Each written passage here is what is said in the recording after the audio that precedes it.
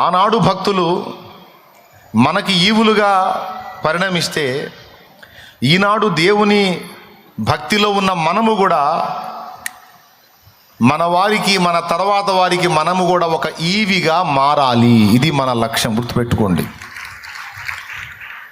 మనము మన తరము వారికి, తర్వాత తరముల వారికి దేవుడు అనుగ్రహించిన ఒక ఈవిగా నేను కూడా ఉండాలి అని స్త్రీలకు ఉండాలి, నేను కూడా ఉండాలని పురుషులకు ఉండాలి. అబ్రహాముతో దేవుడు అన్నాడు, అనేకులకు నిన్ను ఆశీర్వాద కారణముగా చేస్తానని. అనేకులకు ఆశీర్వాద కారణంగా నిన్ను చేస్తాను. ఆశీర్వాదం వేరు, ఆశీర్వాద కారణం అవటం వేరు. ఆశీర్వాదం అంటే వ్యక్తిగతంగా మనం పొందే సంగతులు. ఆశీర్వాద కారణంగా మనం మారడం అంటే ఏంటో తెలుసా? మన ద్వారా ఇతరులు దీవించబడేటువంటి జీవితం. దేవునికి స్తోత్రం కలుగును గాక. ఎట్లా మన ద్వారా ఇతరులు రక్షింపబడే జీవితం, ఇతరులు ఆశీర్వదించబడే జీవితం, ఇతరులు విమోచింపబడే జీవితం, ఇతరులు కాపాడబడే జీవితం. మనం సచ్చినా బతికినా 10 మంది చెప్పుకోవాలి మన గురించి. ఫలానా అయ్య పుణ్యం, యేసయ్య కృప, ఫలానా అయ్య మాకు ఈ సువార్త అందించాడు, మా దాకా ఈ వార్త తీసుకొచ్చాడు. ఫలానా అమ్మ పుణ్యం, మహాతల్లి మాకు యేసయ్యను పరిచయం చేసింది, జీవం గల దేవుని పరిచయం చేసింది, సేవ చేసింది. లేకపోతే యేసయ్య మాకు తెలిసేవాడు కాదు, నాశనమైన నరకానికి పోయేవాళ్ళం. మహాతల్లి పుణ్యం మా దాకా కష్టపడి దేవుని వాక్యాన్ని తీసుకొచ్చింది. పాపం భర్త చేత దెబ్బలు తింది, సమాజంలో మాటలు పడింది, నానా బాధలు పడింది. ఎన్నన్నారో సమాజము ఆ తల్లిని, కానీ ఆ మాటలన్నీ సహించి పిచ్చి తల్లి సువార్త ప్రకటించుకుంటా తిరిగేది. ఎప్పుడన్నా చూడు ఆమె నోట యేసయ్య మాటే ఉండేది. ఈరోజు మేము ఇంత పెద్ద కుటుంబం రక్షింపబడ్డామంటే ఆ పిచ్చి తల్లి పుణ్యం. ఆ పిచ్చి తల్లిని దేవుడు వాడుకున్నాడు అని ఒక తల్లిని గురించి కానీ, ఒక తండ్రిని, ఆత్మీయ తండ్రిని గురించి కానీ మాట్లాడుకునే బిడ్డలు కొంతమంది ఉన్నారు అంటే నీ వలన అది నీ ధన్యత, అది దేవుని కృప. వాళ్ళందరికీ దేవుడు ఒక బహుమానంగా నిన్ను ఇచ్చేశాడు. సచ్చినా బతికినా ఆ సాక్ష్యమే ఉండాలి. మాకు భక్తి తెలియదు, నిజదేవుడు తెలియదు, ఆత్మీయత తెలియదు, పరిశుద్ధాత్మ నడిపింపు మాకు తెలియదు. కానీ ఇదిగో ఫలానా తల్లి మాకు నేర్పింది, భక్తిని నేర్పింది, పవిత్రత నేర్పింది, ఆత్మీయత నేర్పింది, మోకాళ్ళ అనుభవం నేర్పింది. ఈరోజు మేము ఇంతగా దీవించబడి ఉన్నామంటే దేవుడు ఆమెను వాడుకున్నాడు. నిజంగా ఆమె పుట్టడం మా అదృష్టం అని మన పుట్టినరోజును ఇతరులు పండగ చేసుకునే జీవితమే ఆశీర్వాద కారణముగా ఉండుట. అంటే సహజంగా మన పుట్టినరోజును మనం పండగ చేసుకోవడం కాదు. నువ్వు పుట్టావు కాబట్టి నీకే మేలు, అందుకే నువ్వు పండగ చేసుకుంటావు. అది గొప్పతనమా? మన జన్మదినాన్ని పండుగగా జరుపుకునే కొంతమందిని కలిగి ఉండటం గొప్పతనమా? అది కదా జీవితం. ఏమంటారు? దేవునికి స్తోత్రం. అలాంటి ఈవిగా, ఆశీర్వాద కారణంగా మనందరము ఉండాలనేది యేసయ్య కోరిక. అలాంటి ఈవిగా, అలాంటి బహుమానముగా ప్రజలకు మనం దీవెనగా ఉండటానికి యేసయ్య కోరిక. నా బిడ్డలారా, మీరందరూ కూడా ఇతరులకు ఆశీర్వాద కారణంగా ఉండాలి. దానికోసం ఎన్ని బాధలైనా మీరు పడాల్సిందే, దానికి సిద్ధం అవ్వాలి. కానీ మీరు ఈవి కావాలి, బహుమానం కావాలి. నీ జీవితాన్ని బట్టి 10 మంది సంతోషించే బ్రతుకు నీవు కలిగి ఉండాలి. ఎందుకంటే నీవు నా బిడ్డవి, నిన్ను అలాంటి అనుభవంలో నేను చూడాలనుకుంటున్నాను అని దేవుడు మనందరి విషయంలో తన కోరికను వెల్లడిపరుస్తున్నాడు. అబ్రహామును కలిసినప్పుడు దేవుడు అబ్రహాంతో అదే చెప్పాడు, నిన్ను బట్టి అనేకులు ధన్యులయ్యేటట్లు నేను చేస్తా, అనేకులకు నీ ఒక దీవెనగా, మా ఆశీర్వాదం ఆయనే అన్నట్టుగా నిన్ను చేస్తా అని దేవుడు అబ్రహాముకు వాగ్దానం ఇచ్చాడు, అక్షరాల నెరవేర్చాడు. ఈరోజు మనందరినీ రక్షణలోనికి నడిపించిన భక్తులందరూ కూడా దేవుడు మనకు అనుగ్రహించిన ఈవులు. వారిని గురించి మనం ఎంత సంతోషపడుతున్నామో, వారిని గురించి మనం ఎంత ఆనందపడుతున్నామో, వారిని దేవుని తర్వాత మన హృదయంలో వారికి ఎంత సముచిత స్థానం ఇచ్చామో అదేవిధంగా నీ ద్వారా ప్రభావితమైన భక్తుల గుండెల్లో దేవుని తర్వాత నీ స్థానాన్ని కూడా దేవుడు ఏర్పరుస్తాడు. అలా ఏర్పరచాలని ఆశతో నువ్వు తిప్పలబట్టం కాదు. ఏర్పరచకపోయినా నీవు నేను మనమైతే ఇతరులకు ఆశీర్వాదకరంగా ఉండటం అనేది మాత్రం మర్చిపోకూడదు. మనం ఎంత తిన్నాం, ఎంత తాగాం, ఎంత తలగబోసుకున్నాం, ఎంత అనుభవించాం అన్నదంతా కూడా అది మన పాలు, మట్టి పాలే. కానీ ఇతరుల కొరకు మనం ఎంత చేశాం అనేదే రేపు అక్కడ శేషంగా నిలబడిద్ది. ఇది మాకు కూడా తెలుసులే అని మీరు ఒకవేళ అంటే ఇంక నేను ఆ పాయింట్ చెప్పడం వేస్ట్. తెలియకపోతే తెలుసుకోండి. ఈ దర్శనాన్ని, ఈ భారాన్ని ప్రతి స్త్రీ, ప్రతి పురుషుడు, క్రైస్తవ స్త్రీ పురుషులందరూ కూడా కలిగి ఉండాలి. ఏ దర్శనం, ఏ భారం? నన్ను రక్షణలోనికి నడిపించినటువంటి తల్లులు, తండ్రులు ఎలాగో మాకు ఆశీర్వాద కారణంగా ఉన్నారో, ఈవిగా ఉన్నారో, నేను కూడా సమాజానికి ఒక బహుమానం లాగా ఉండాలి. నేను కూడా నా సమాజానికి 10 మందికి నేను ఒక ఆదర్శప్రాయంగా, ఆశీర్వాద కారణంగా ఉండాలి. దేవా నన్ను అలాగ ఆశీర్వదించయ్యా అని ప్రార్థన చేసుకోవాలి, ఆశపడాలి. అంతేకాదు పని చేయాలి. దేవునికి స్తోత్రం. ఒక సమాజంలో ఒక తల్లి ఉంటుంది, చాలా మంచి ఆత్మీయురాలు, టీచర్ గారు. ఆమె మంచి ప్రేమ కలిగింది. పిల్లలకి స్కూల్ చెప్తుంది అన్నమాట, క్లాస్ చెప్తుంది. అందరినీ ప్రేమగా పలకరిస్తుంది. ఎవరు ఏ ఇబ్బందిలో ఉన్నా తనకు వచ్చే దానిలో ఖర్చులకు పోను మిగిలింది భద్రం చేసి అక్కరలో ఉన్న వాళ్ళకి అంత సాయం చేసే బుద్ధి కలిగింది. ప్రతిరోజు సమాజానికి మంచి కలిగేటువంటి, సమాజానికి దీవెనకరమైనటువంటి మాటలు ఆమె ఇంటి ముందున్న బోర్డు మీద రాసిద్ది. వేదంలో ఉన్న వాళ్ళని ఆదరించే మాటలు, దేవుని మాటలు ఆ బోర్డు మీద రాసిద్ది. రోజు ఆమె డ్యూటీ అది.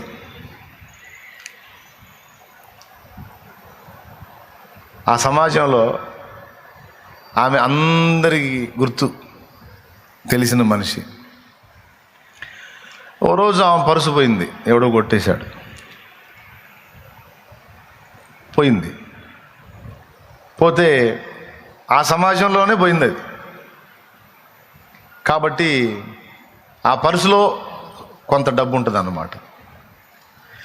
ఈమె ఆ బోర్డు మీద దేవుని మాటలతో పాటు, ఆదరణ వాక్కులతో పాటు కింద రాసిద్ది అన్నమాట, నిన్న నా పర్సు పోయింది, అందులో కొంత డబ్బు ఉంది, మీలో ఎవరికైనా దొరికితే దయచేసి తెచ్చి ఇవ్వండి అని రాసిద్ది అన్నమాట. ఇక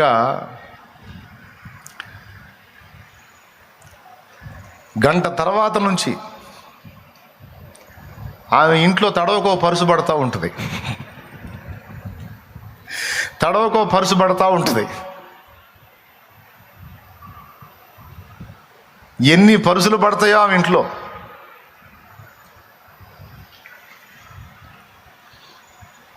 చివరికి ఏ పరిస్థితి వచ్చిందంటే ఆమె మళ్ళా బోర్డు మీద ఆ లెటర్స్ చెరిపేసి, నాది పరుసు పోయింది కానీ నాకు పరుసులు దొరికాయి, ఇక చాలు, నా పరుసు దొరికిందని రాసిద్ది మళ్ళీ.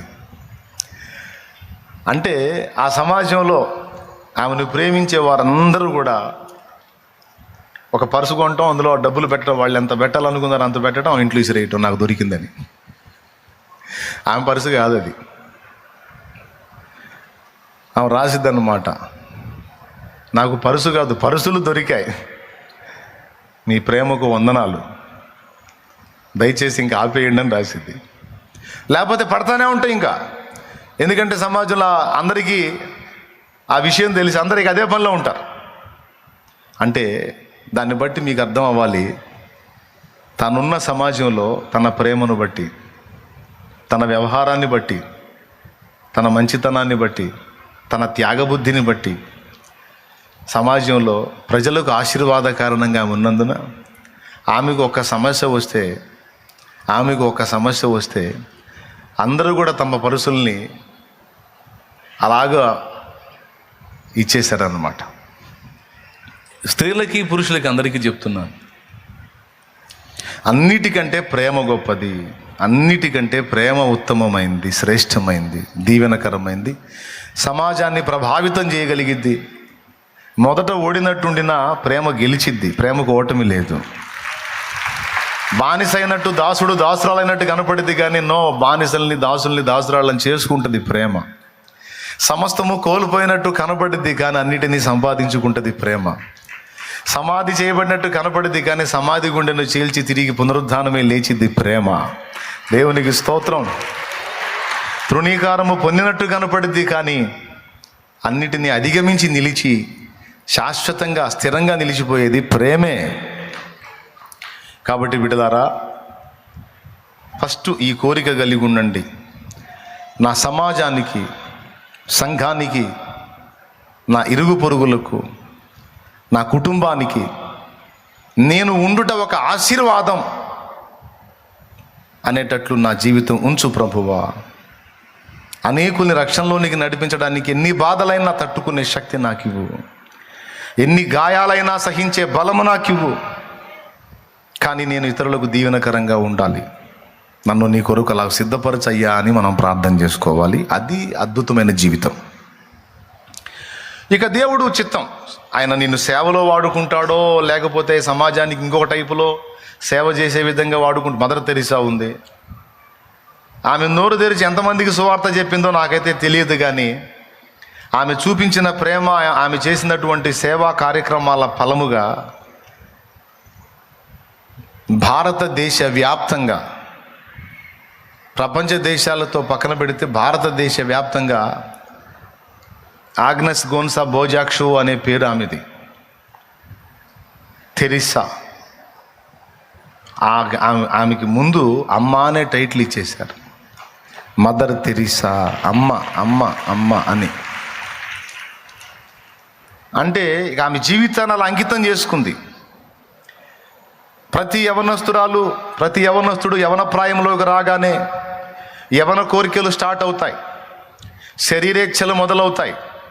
వాటిని బట్టి నాకు పెళ్ళి ఎప్పుడైద్ది, అందరిలాగా నేను కూడా ఎప్పుడు పెళ్లి చేసుకుంటాను, గ్రాండ్ ఫంక్షన్ మ్యారేజ్ ఎప్పుడైద్ది, నాకు కూడా పిల్లలు ఎప్పుడు అవుతారు, నేను కూడా ఒక గృహిణిగా ఎప్పుడు మారుతాను అని సహజంగా ఎవరైనా ఆశపడతారు ఆడపిల్లలు. మదర్ తెరీసా కూడా అదే శరీరంలో నుంచి వచ్చింది. ఆమె ఏం స్పెషల్ బాడీ ఏం కాదు, ఆమె గ్లోరియస్ బాడీ కలిగి లేదు. అదే మానవ శరీరం, అయ్యే యవనేచ్ఛలు చాలా చక్కగా ఉంటుంది. ఆమె యవన ప్రాయంలో ఉన్నప్పుడు ఫోటో చూడండి, ఎంత అందంగా ఉంటుందో తల్లి. కానీ ఆమె హృదయంలో ఒక భారం ఏర్పడింది. అందరి స్త్రీలలాగా నేను కూడా ఒక భాగస్వామిని కలిగి ఉండి, ఒక భర్తకు భార్యగా మారి, ఒక పురుషునికి నా జీవితాన్ని అంకితం చేసుకొని, అతనికి పిల్లల్ని కానీ అతని వంశవృద్ధి చేసి, అతని కుటుంబానికి బాసటగా, ఒక కుటుంబానికి దీవెనగా నేను ఉండటం కరెక్ట్. అది ఆమె చిరుప్రాయంలో ఉన్నప్పుడు ఆమె ముఖం చూడండి ఎలా ఉందో, మదర్ తెరీసా ఫేస్. ఓకేనా, చూశారు కదా. ఇప్పుడు నా పాయింట్ వినండి. ఒక పురుషునికి భార్యగా మారి, ఒక కుటుంబానికి సేవ చేసి, ఒక పురుషుని వంశవృద్ధి చేయడానికి నేను ఆ విధంగా అతనికి ఉపయోగపడి, నా జీవితాన్ని ఒక వ్యక్తికి పణంగా కాకపోతే అంకితంగా చేసుకునేది యుక్తమా, లేకపోతే కొంచెం విభిన్నంగా ఆలోచిద్దామా, కొంచెం ప్రత్యేకంగా ఆలోచిద్దామా అని అనుకుందామే. చిన్నప్పటి నుంచి దేవుని వాక్యం ఎరిగింది, భక్తి కలిగిన స్త్రీ కాబట్టి ఆమెకి ప్రేమతత్వం ఎక్కువ. ఒకసారి స్కూల్కి ఆలస్యంగా వెళ్ళిద్ది. నా చిన్నప్పుడు పాఠ్య పుస్తకాల్లో మదర్ తెరీసా అనే టైటిల్ మీద అచ్చంగా ఒక పాఠం ఇచ్చాడు. మరి మీరు చదివారో లేదో, నా చిన్నప్పుడు మదర్ తెరీసా అనే తెలుగు నాంటిల్లో అనుకుంటాను వచ్చింది. అది అందులో మామూలు బుక్లోనే వచ్చింది. ఆమె జీవితం చదివాను అప్పుడు. నేను స్కూల్కి ఆలస్యంగా వెళ్ళిద్ది. టీచర్ కొట్టిద్ది తొందరపడి, ఆలస్యం ఎందుకు అయిందని కొట్టిద్ది. సైలెంట్గా దెబ్బలు తింటుంది. తర్వాత చెప్పింది, టీచర్ నేను వచ్చే దారిలో ఒక తల్లి ఇట్లా ఇబ్బందికరంగా ఉంది, ఆమెను చూసి నాకు ప్రాణం వెలువెల్లాడిపోయింది, అందుకని ఆ తల్లికి ఇలా నేను ఉపచారం చేసి ఆమెను ఇట్లా హాస్పిటల్లో అడ్మిట్ చేసి వచ్చేటప్పటికి ఇట్లా నాకు లేట్ అయిందని ఆమె చెప్పుద్ది.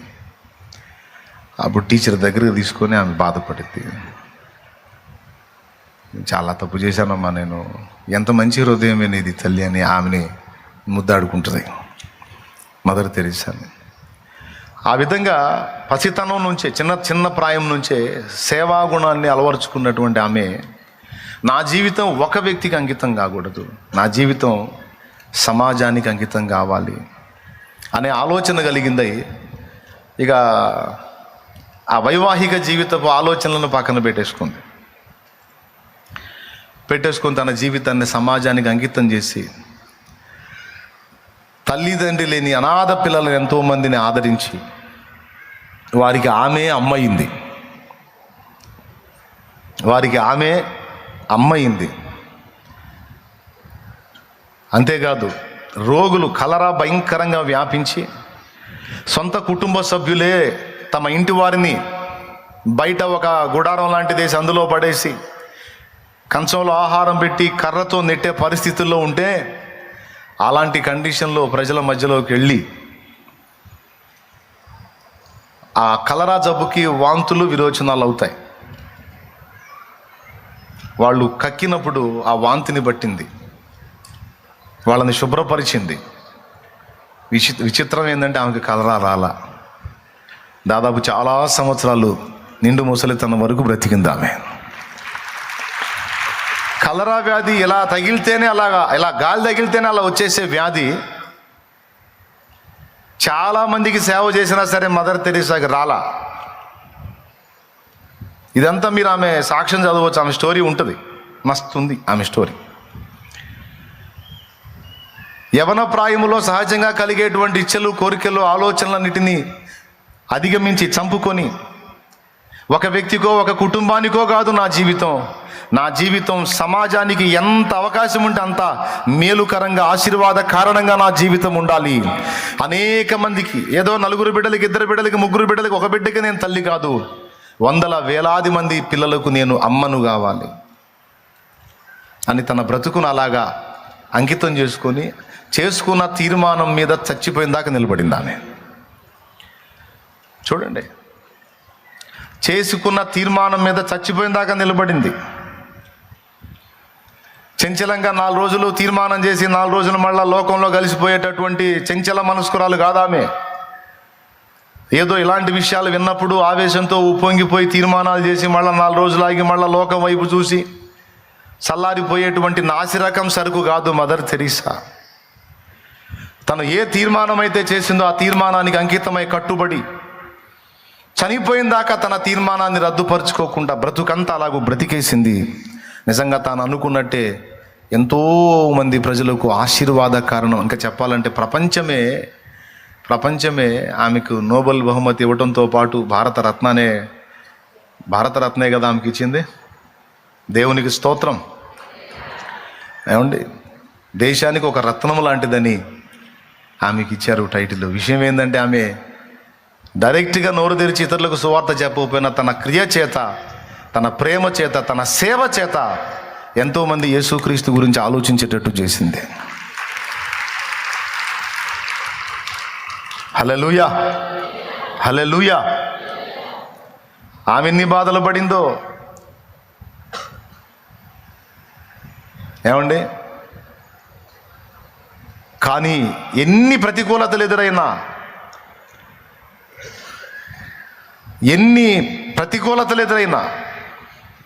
నా జన్మ సార్థకం కావాలి, నేను అనుకున్న విధంగానే నేను జీవించాలి అనే తీర్మానంలో అంతవరకు నిలబడిపోయింది. బిడ్డలారా, ఒకప్పుడు మనకు తెలియదు అన్నా, మరి అట్లయితే మరి ఇప్పుడు మదర్ తెరీసా లాగా నేను బతకాలంటే కుదరదుగా, నాకు పెళ్ళి అయిపోయింది, పిల్లలు అయినారు, ఇప్పుడు మరి ఏం చేయాలి ఇప్పుడు మళ్ళా నేను మదర్ తెరీసా లాగా నేను ఒక నన్నులాగా మారాలంటే కష్టం అయిపోయింది కదంటే, డోంట్ టెన్షన్. నువ్వు వివాహమై పిల్లలు కలిగిన స్త్రీగా ఉండి కూడా నీవు కూడా దేవుని పని చేయొచ్చు, సమాజానికి సేవ చేయొచ్చు, సమాజానికి దీవెనకరమైన పని నువ్వు చేయొచ్చు. అలా వాడబడ్డ తల్లులు లేకపోలేదు. దేవునికి స్తోత్రం. దేవుడు నువ్వు అలాగా కంప్లీట్గా దేవుని కొరకు బ్రతకాలనుకుంటే ఆ విధంగా నేను వాడుకోగలడు. ఇప్పటికే నేను ముందు అడిగేసేసాను దేవా అంటే, ఓకే, ఇబ్బంది ఏం లేదు, నేను నిన్ను కూడా వాడుకుంటాను. నీకు సమర్పణ ఉంటే, నీ హృదయంలో అంకిత భావం ఉండి, నేను ఇతరులకు ఆశీర్వాద కారణంగా ఉండాలనే ఆ ఆరాటం నీకుంటే నిన్ను కూడా నేను వాడుకుంటాను అని నా దేవుడు అంటాడు. నిజంగా వాడుకుంటాడు కూడా. అయితే మన హృదయంలో ఆరాటం ఉండాలి, పోరాటాలు తట్టుకునే శక్తి ఉండాలి. దేవునికి స్తోత్రం. అర్థమైందా? ఆరాటంతో పాటు జరిగే పోరాటంలో ఎదురయ్యేటువంటి ప్రతికూలతలను తట్టుకునే శక్తి కూడా ఉండాలి. దానికోసం కూడా దేవుణ్ణి అడగాలి. ఎంతమందికి అర్థమవుతుంది నేను చెప్పేది? యేసయ్య దగ్గర రేపు గొప్ప బహుమానం ఉంది. సమాజంలో కూడా అనేక మందికి, ఇప్పుడు మిగిలిన వాళ్ళని తీసేస్తే కనీసం సేవ చేసిన వాళ్ళని రక్షించబడి ఉంటారుగా.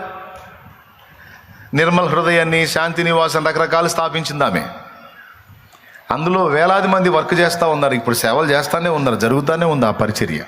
ఆమె వెళ్ళిపోయినా ఆ సేవ జరుగుతూనే ఉంది. అర్థమైందా? ఎందుకంటే దేవుడు ఆమెను అభిషేకించి సిద్ధపరిచి ఆమెను వినియోగించినటువంటి తీర లాంటిది, వాడుకున్న తీర లాంటిది. బిడలారా, చాలా స్పష్టంగా మీరు వింటున్నారన్న నాకు అర్థమైంది. జాగ్రత్త.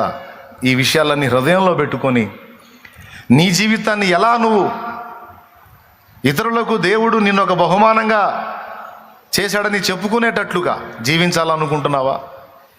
లేకపోతే ఏదో ఒక కుటుంబానికి మాత్రమే కట్టుబడిపోయి ఇదే నా ఇల్లు, ఇదే నా సంసారం, ఇంతవరకే నా జీవితం, ఎవడెట్టన్నా సావని అనుకుంటున్నావా? నువ్వు ఎలా బతకాలనుకుంటున్నావో నిర్ణయం నీదే.